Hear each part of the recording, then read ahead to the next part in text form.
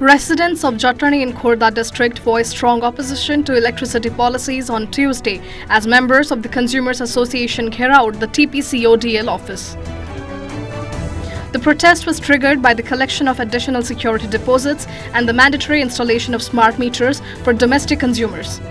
Protesters argued that these measures were being imposed without proper safeguards or justification, calling them unfair to ordinary households. The agitation was marked by slogans and demands for accountability.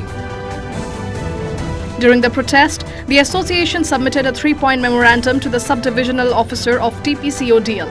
The demands included withdrawal of the additional deposit, reconsideration of smart meter rollout, and transparency in billing and recovery. Leaders of the association warned that if their demands are ignored, the protest will escalate further.